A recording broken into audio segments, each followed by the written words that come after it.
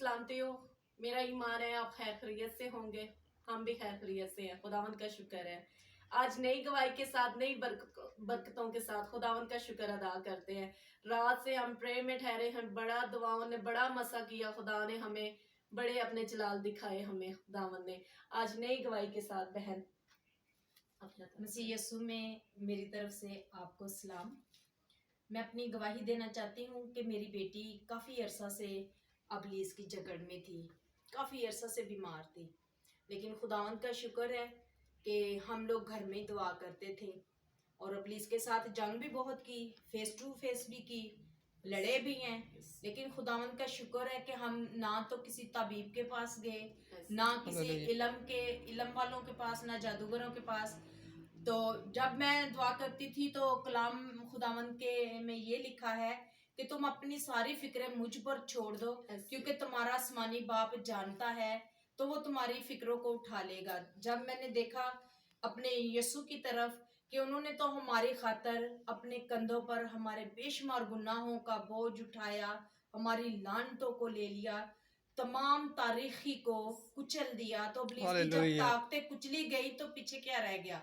तो मैंने ये बहुत बड़ा दिल करके अबलीस के साथ डट कर मुकाबला किया। एक दफ़ा मेरी बेटी ऐसे बीमार हो गई थी तो इनके पापा थोड़े डर गए, वो बाहर चले गए।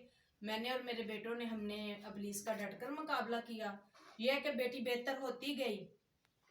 उस वक़्त से लेकर अब तक 18 साल की मेरी बेटी हो गई है। ये कह सकते हैं कि 17 साल जब इसके हो गए तो ऐसे ही हम लोग घर में दुआ कर रहे थे, तो बैठे हैं, मीटिंग हमारी चल रही है, तो मैं भाई से शेयर कर रही हूँ कि भाई ऐसे ऐसे मसला है। तो मैंने किसी भाई लोगों से शेयर किया है तो वो नहीं आ रहे, तो जैसे मेरे खुदावंद की मर्जी है तो वैसा ही हो। तो वो कहते हैं कि बहन जी आप दुआ किया करें। मैंने कहा हम लोग दुआ करते हैं। तब तक भाई की कॉल आई है भाई नईम साहब की। तो भाई ने कहा है कि बहन हमारे पास्टर आ रहे हैं। तो तब मुझे पता चला जब ये मेरे घर पे आ पहुंचे हैं।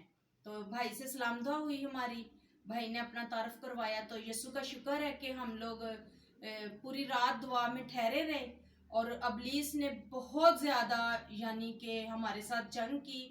तो भाई ने प्रॉपर तरीके से जो यीशु ने इनको कुव्वत दी थी, तो क्योंकि खुदावंद यीशु मसीह के कलाम में लिखा है कि वो अपनी बेटियों और बेटों को जो है वो अपने भेद उन पर खोलेगा, और यानी कि यीशु की कुव्वत से भाई ने, हम सब ने मिलकर दुआ की। तो बहुत अबलीस लड़ा, लेकिन भाई ने कहा कि मैं ऐसे नहीं जाऊंगा, मेरी बहुत शर्मिंदगी होगी, क्योंकि मैं यीशु के काम के लिए घर से निकला हूं तो यीशु ही का काम करूंगा।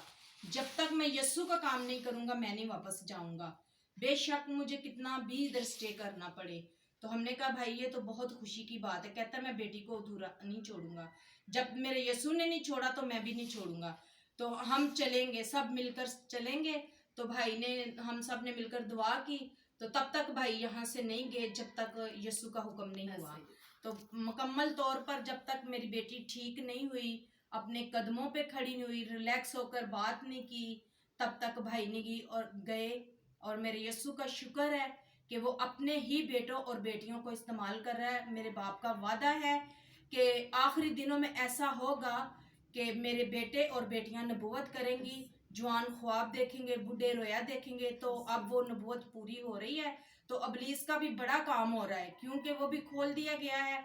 वो हर घर में जाकर फैमिलियों को परेशान करता है, फैमिलियों को तंग करता है। लेकिन खुदावंद का शुक्र है कि खुदावंद ने अपने खादम, अपने बंदे मुकर्रर किए हैं जो कि खुदावंद की खिदमत सर अंजाम दे रहे हैं। शुक्रिया।